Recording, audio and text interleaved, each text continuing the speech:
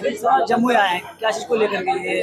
देखिए, आज जमुई शेखपुरा और लखीसराय के जितने भी हमारे प्रतिभागी छात्र छात्राएं थे, जिन्होंने बीपीएससी से शिक्षक में बहाली लिया, प्रशाखा पदाधिकारी के रूप में बहाली लिया, एएसआई के रूप में असिस्टेंट इंस्पेक्टर, सब इंस्पेक्टर के रूप में जिन्होंने पदभार ग्रहण लिया, उन सभी लोगों को आज हमारे अखिल भारतीय मौर्य शिक्षक शिक्षा मंच के तत्वाधान में उन्हीं का सम्मान समारोह आयोजित था, जिसमें आज हम शिरकत किए हैं। और तकरीबन तीनों जिले से करीब 50 से 100 लोगों को, जो हमारे समाज के जो बच्चे बच्चियां थे, उनको आज मंच के माध्यम से सम्मानित और प्रशस्ति पत्र देने का काम अखिल भारतीय मौर्य शिक्षक शिक्षा मंच ने किया। जो सर आपके समाज के थे, सिर्फ वही यहाँ? हाँ, वही हाँ, वही नहीं, समाज के थे, मौर्य वंश के जो थे, वही लोग शिरकत। सर क्या कहेंगे, आरजेडी में जो तेजस्वी यादव जी दौरा पे निकले हुए हैं? देखिए, तेजस्वी यादव जी कार्यकर्ता संवाद कार्यक्रम के लिए निकले हुए हैं और वो अपने कार्यकर्ताओं से मिल करके जमीनी हकीकत जान रहे हैं कि क्या स्थिति है। क्योंकि बिहार में लोकसभा चुनाव में जिस तरह से महागठबंधन को सफलता मिली है, उसके लिए भी हमारे कार्यकर्ता के बदौलत ये सफलता मिली। उसके लिए भी धन्यवाद भी देने का काम कर रहे हैं माननीय नेता, और लोगों से रूबरू भी हो रहे हैं कि कहां पर किस तरह की कहां पर चूक हुई है, कैसे उसको हम आने वाला समय में सुधारेंगे, इसके लिए भी राय मशवरा करने के लिए चित्तौड़गढ़ के नाम से जाने वाला क्षेत्र है सर आपका, वहाँ से आप जीत हासिल किए हैं। कहा जाता है कि वो राजपूत का गढ़ हुआ करता है, लेकिन आप पहला ऐसा जो है कि आप बने हैं वहाँ का सांसद।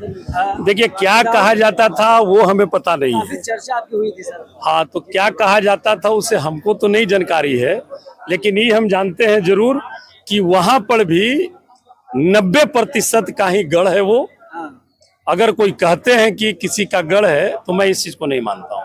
वहां पर भी गढ़ 90% का है, और जहां पे गढ़ 90% का है तो वहां पर से 90% का बेटा की जीत हुई है, और इसके लिए 90% के जितने भी हमारे साथी हैं, सहयोगी हैं, उनका धन्यवाद है। सर आप आरजेडी के नेता हैं, लेकिन यहाँ जातीय समीकरण को लेकर के यहाँ आज आए हैं। देखिए, ये जातीय समीकरण नहीं है, यहाँ ये एक मंच है, अखिल भारतीय मौर्य शिक्षक शिक्षा मंच।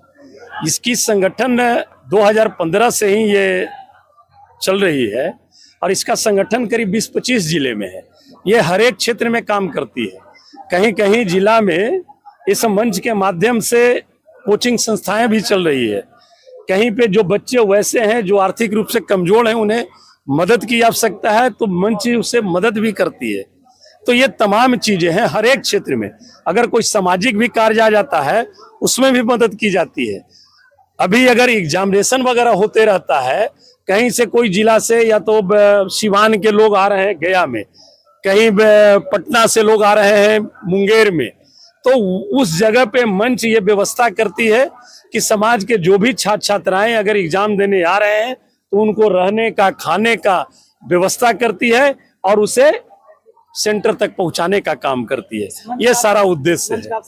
इस मंच का हम संरक्षक हैं। सर आप सांसद हैं, सदन में जाते होंगे, तो आज तो जाति का हो गया जो भी कार्यक्रम, लेकिन सदन में जब जाते हैं तो बिहार में गरीबी को लेकर के क्या करते हैं? गरीबी सदन में हमने बात को रखा भी, और पुरजोर तरीके से रखा।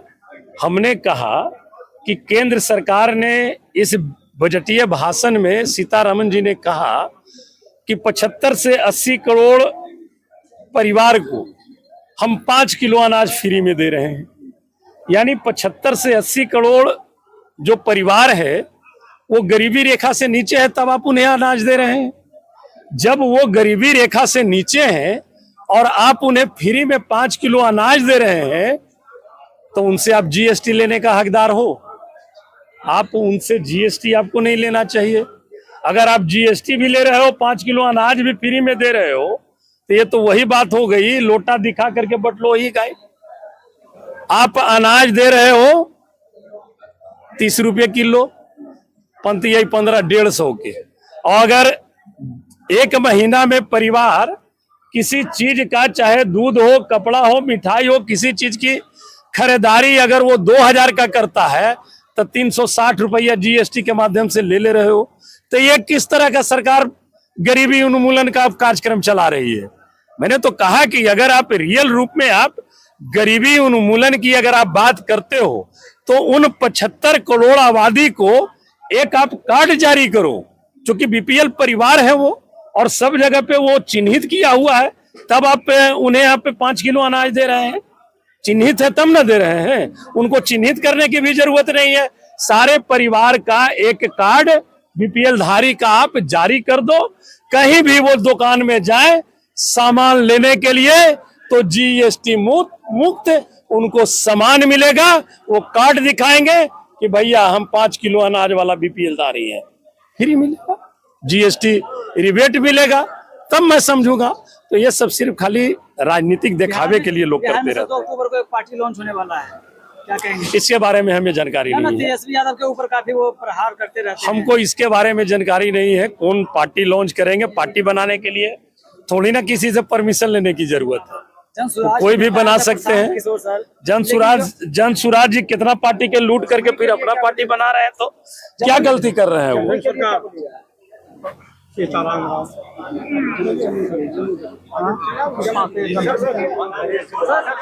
जमुई के लिए क्या तेजस्वी यादव जी जमुई कब आना होगा? अभी तेजस्वी जी का प्रोग्राम में वही कार्यकर्ता संवाद कार्यक्रम जब लगेगी तो जमुई का उनका दौरा होगा और सभी कार्यकर्ता बंधुओं से संवाद करेंगे और उनका कार्यक्रम अभी डेट फाइनल नहीं हुआ है, डेट फाइनल होगा तो वो आएंगे।